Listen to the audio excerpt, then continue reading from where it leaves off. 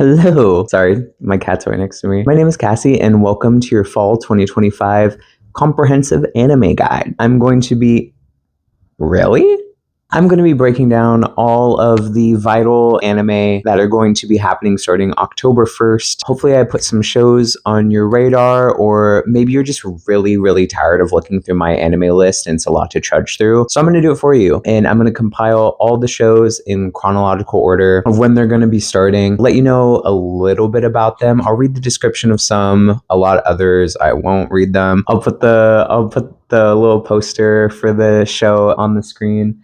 My cat is playing with my coffee right now, and I'll show you all the shows that'll be coming out. Hopefully something piques your interest, if not multiple shows. I'm going to be honest, this anime season is like kind of boring. Not many standouts in my opinion. There's only like a handful of. That's one of the reasons why I wanted to do this little rundown, was because I wanted to really look in depth at what was going on this season. There's some shows now that look more interesting. My goal in this video is not to persuade you or dissuade you from watching anything.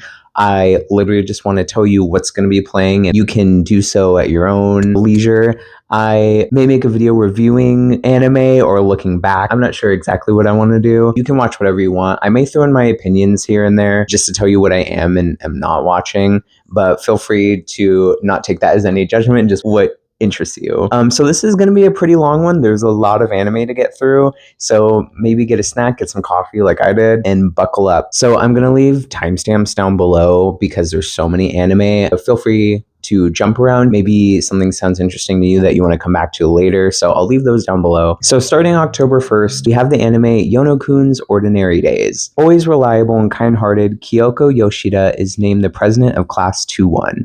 On the first day of school, a boy named Yano Tsuyoshi arrives late, covered in injuries. Due to her caring nature, in addition to Yano being seated right next to her, Kyoko cannot help but worry about him and how he got those injuries to begin with. After cautiously following him home one day, she learns the truth. He's just extremely clumsy. Kyoko soon finds herself constantly worrying about Yano, both at school and at home, not realizing that she is falling in love with him. Armed with a first aid kit, Kyoko makes it her mission to care for Yano's mishap-related injuries as a romance between the two begin to blossom. So this anime is by the same studio who did Kimono Jihen and Kakushigoto. I do have notes over to the side, by the way, if I keep like glancing over. So I assume it's going to be a decent one, not like great, not terrible either. And I'm not a huge fan of the art style, and I'm not a big romance fan to begin with, even though a lot of people think that I am. So I'll likely skip it, but if you're into romance, maybe give this one a shot. It seems to be like higher on people's like watch lists, so I would look out for it. So next we have Hero Without a Class. Who even needs skills? So classes are given at the age of 10, and the presence or absence of quote-unquote skills greatly affects life. Harold, the son of Sword Princess Farah and Magic King Leon, has been branded as classless. But even without a job or skills, Harold believes he can persevere through effort. So I'm kind of good with this one. This is an ACAT anime. This is by the same people who did She Professed Herself Pupil in Battle Game in 5 seconds. I'm not hopeful for this one. It actually looks like pretty bad in my opinion. It feels like another iteration of Death March or Shield Hero, and I truly don't need another one of those, so I'm going to be skipping. But if that sounds kind of interesting to you, maybe go ahead and give it a shot. So starting on October 2nd, give it up for the women who love women. We have a Yuri anime, but I am pessimistic about it. It doesn't seem too great. Yuri has a history of not being great. So this next one is called This Monster Wants to Eat Me. And I'll just dive right into the description because it's, personally, I think it's a little bit weird. I've come to eat you. So softly utters the mermaid Shiori as she emerges from the sea and takes high school girl Hinako by the hand. Hinako lives alone in a town by the sea and possesses an unusually delicious body. Yeah, okay, wait, I did read that right. What the hell? An unusually delicious body that is irresistible to nearby monsters. To ensure that she matures to the best condition, Shiori seeks to protect Hinako, also that someday she can devour every piece of her. What will become of Hinako's feelings as this looming unjust death closes in on her? So my cat is going crazy in the background hearing that description. This is the same studio. Taro, do you mind? My cat's getting a little disruptive. So this is by the same studio that did Yuri Is My Job. So I think they have typecasted themselves as people who do really bad Yuri anime, and I want nothing to do with that, so I will not be watching this unless it really pops off, which it probably won't. So I'm going to be skipping this one. Do you? Next, we have an anime that is returning for its second core, Kakuriyo. I'm going to try to stay away from talking too much about longer running anime or anime that have had multiple seasons or are coming back for whatever blah blah blah season, because I don't know where they're at in the anime.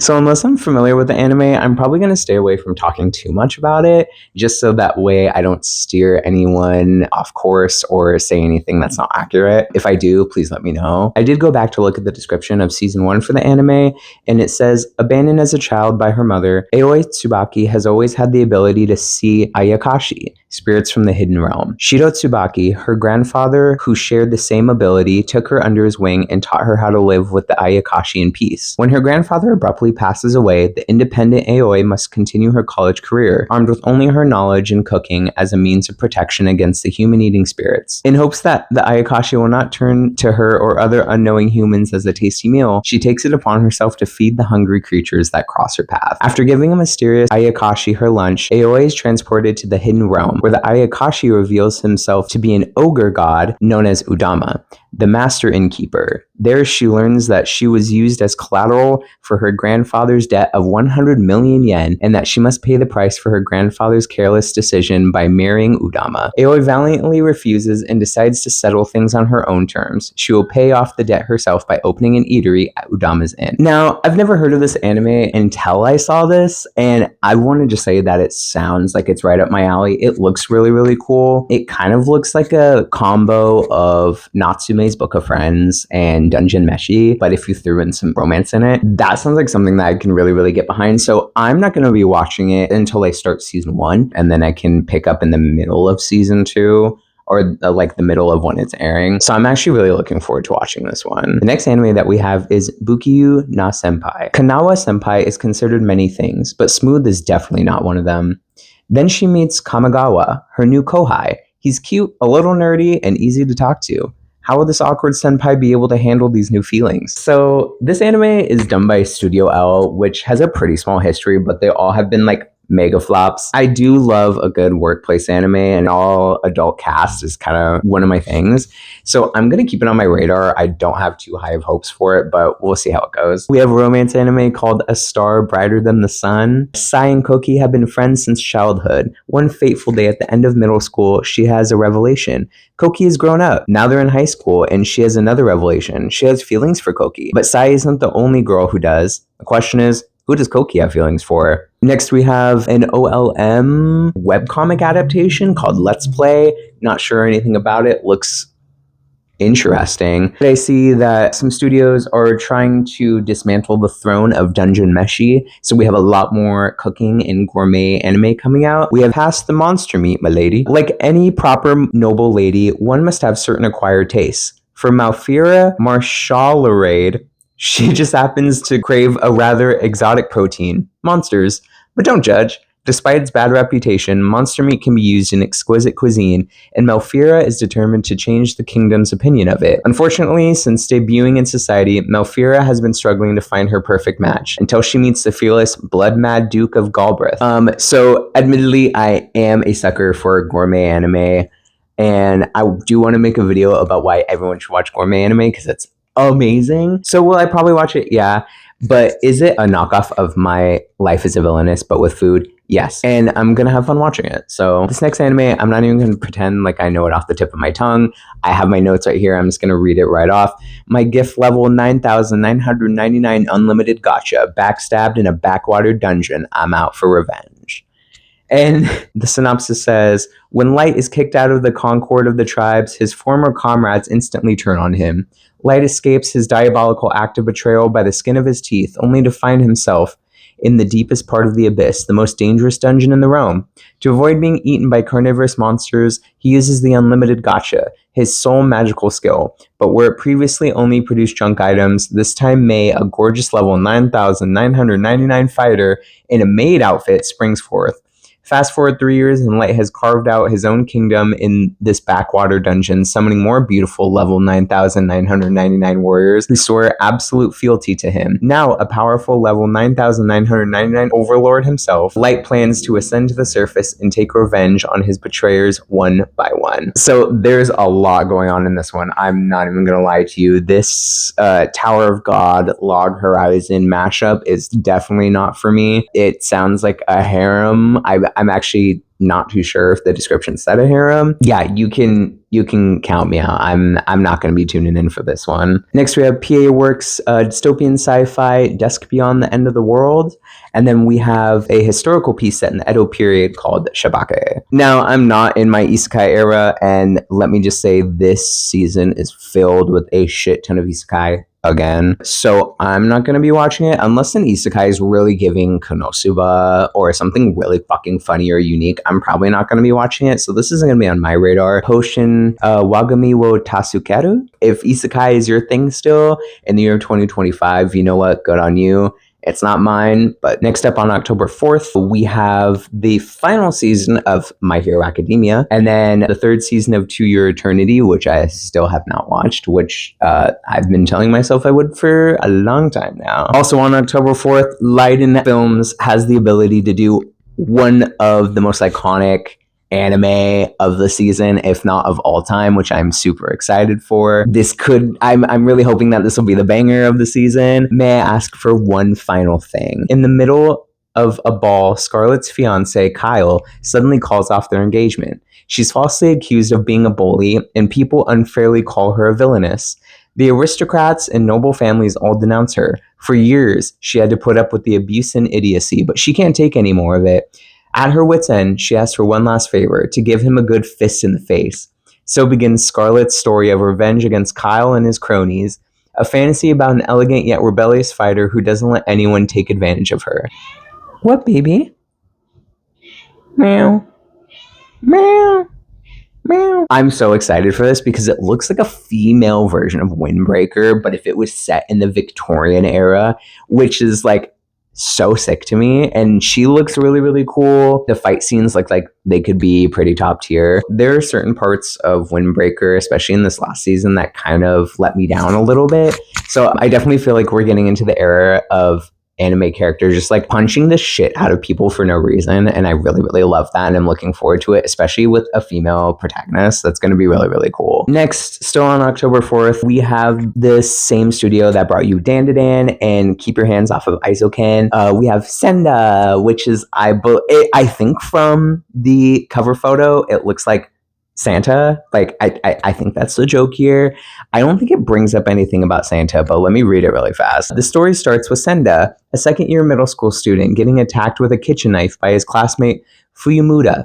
While Senda couldn't make sense of the situation at first, he gradually came to believe that Fuyumuda's actions were just mean acts stemming off from the latter having a peculiar puberty phase. That was all actually a misunderstanding. Fuyumuda is seriously questioning if Senda is actually the descendant of a certain family. Next, we have the sophomore anime from Studio Polan, the inexpressive Kashiwada and expressive Oota. With a smirk, Oota disregards his single-digit test scores and searches for a new source of amusement. He is soon captivated by his classmate Kashiwada, a mysterious student who consistently wears a blank face. Oota conspires to break her placid demeanor through scares and mischievous schemes, though his tactics always seem to backfire. Oota is known as the class clown and is constantly disciplined by his teacher, who claims his face gives it away. To no fault of his own, he lacks control of his emotions and facial expressions. Kashiwada, on the other hand, seems perpetually emotionless and unreadable. No one knows what she's thinking. Oota and Kashiwada are complete opposites, but that does not stop a unique relationship from developing between them.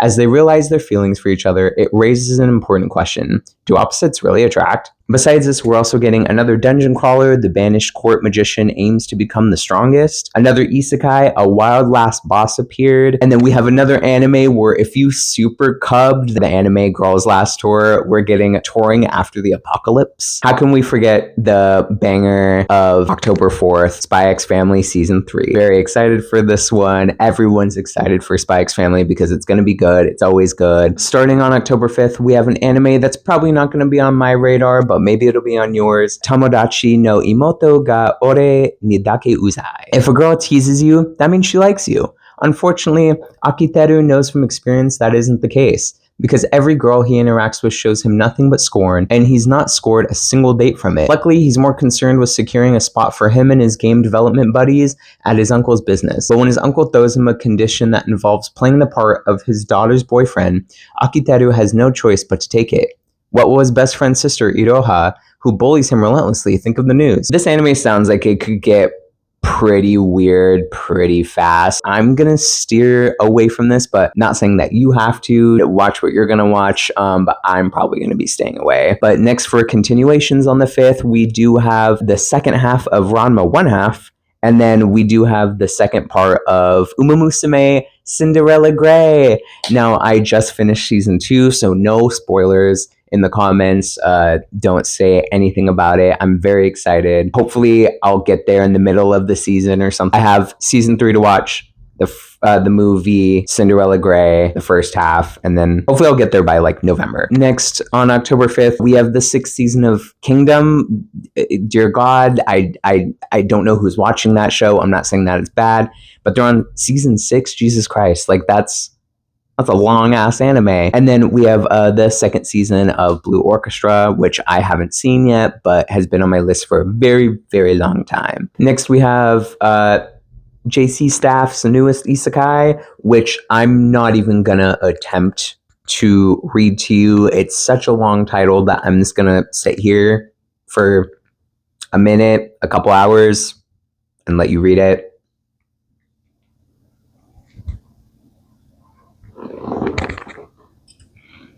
Next, we have a story about a monotonous young maid who pretends to be a robot, but no one knows that she's a robot, Mechanical Marie. I'm not going to be watching this one. Maybe you'll like it. I don't know. Moving on to October 6th, we have the second part of Let This Grieving Soul Retire. Shout out to Bakuman, because next we also have an anime where if you had Bakuman, but you made it like cute girls who are writing anime, and that's called A Mangaka's Weirdly Wonderful Workplace. This next anime, I'm really, really skeptical about. This is a safe space for all body types, so I'm very, very anxious about this next anime. I'm not sure what the messaging is. It is a shoujo, so I'm a little bit more hopeful, but it's something I'm a little bit worried about coming out, but that is Plus Size Misadventures in Love. This anime is a little bit weird to me because it starts off with, this is the punishment for a fat, ugly girl like me falling in love with someone as beautiful as you. Yeah, I don't need all that. No one needs all of that. We're getting the spin-off of Gintama. We're getting Ginpachi Sensei, which, you guessed it, is a show about Ginpachi being a teacher. And it looks like they're bringing back the entire cast for this. I'm not sure to what extent they'll be in it.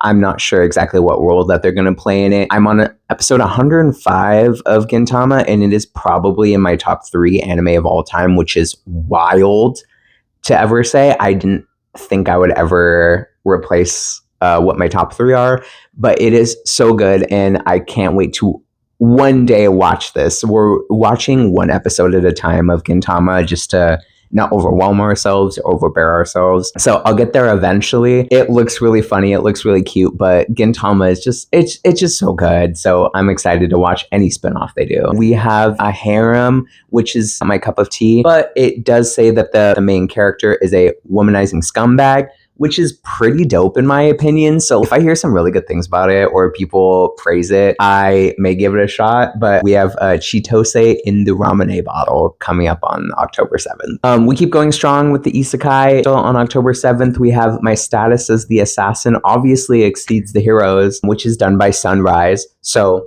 maybe that'll be a little bit better than any of the other isekai that we've seen lately. And then we have a collaboration between Synergy and Tatsunoko, which is a really, really wild combination, in my opinion. I believe those are the people who did Evangelion and then a couple of Cuckoos, which, yeah, I don't know, but that is called The Gatherer's Adventure in Isekai. Moving on to October 8th, we have Ninja versus Gakudo, which doesn't look like my style, but it looks pretty cool. Maybe if you like Berserk or any of those kind of anime, this one might speak to you a little bit more.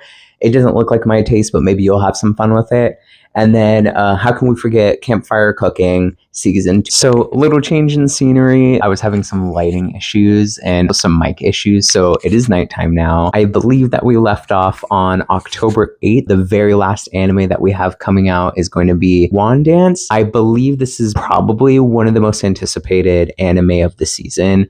It has some questionable CGI, but it looks fun nevertheless. I'm really, really excited about this, if not to laugh at the dancing. It sounds like it could have some banger tracks in it, and maybe the dancing will kind of go off. So I think that this one is one that most people can look forward to. I also think that there's going to be some romance in it, if that's your thing. There's a cool K-pop ass looking guy in there, so I'm definitely going to be tuning in for this one. Starting on October 9th, we are getting one more isekai called The Dark History of the Reincarnated Villainess. Again, not too much of an isekai person, so I probably won't be tuning into this one. But what I can tell you is that I am in my Buffy and vampire era. On October 9th, we're going to see Vampires, yes, plural, Vampires-chan can't suck properly. So this is just about a vampire who doesn't know how to properly suck blood, and anything that has to do with vampires right now, I'm all in for. I'm so late to the vampire game and I'm a little bit upset about it, but it's almost October. We want some spooky stuff, and so I think that this anime is going to fit right into the season and the time of the year. Now, I'm not a big fan of space or sci-fi or anything like that, but starting on October 12th, we're going to be seeing Nausea. I'm not completely sure how to pronounce it. The Nausea lie, pretending to be human, though getting close, trick and deceive, and then eradicate each person in the vicinity from the universe, one victim at a time. The crew of a drifting spaceship, facing off against a mysterious and deadly threat known as the Nyoza, and having no idea who among them is really the enemy, formulate a desperate plan for survival. The most suspicious among them will be put into cold sleep one by one in an effort to completely rid the ship of Nyoza. However, it is almost impossible to tell whether each person put into cold sleep was really Nyoza, or simply a poor, unfortunate scapegoat sacrificed by the Nyoza for their own survival. Can the humans emerge victorious, or is mankind doomed? And besides this anime, I cannot forget One Punch Man Season 3. We're also going to be seeing that on the 12th as well. I don't personally watch One Punch Man, but I know the rest of the world does, so I can't forget that one. And then lastly, on the 14th, we are going to be seeing the Furry Lovers anime, With You Our Love Will Make It Through. This is starring Mari as our main character, and Mari falls in love with a blue ghost-like ethereal fox guy, I don't really know, named Tsunagu, and I guess this is their love story. I am not gonna watch this one, but I'm pretty sure Beastars fans, anyone who likes the like animal anthropomorphic kind of anime, are really gonna tune into this one. So that's good for you guys. I'm really, really happy for you. That takes us to the end of all of the anime that'll be airing this season. What are you going to be watching? What are you tuning in for? What are you excited for? What are you not excited for? How do you feel about this anime season? Let's talk everything all 2025 in the comments. I look forward to seeing you in the next one. Bye.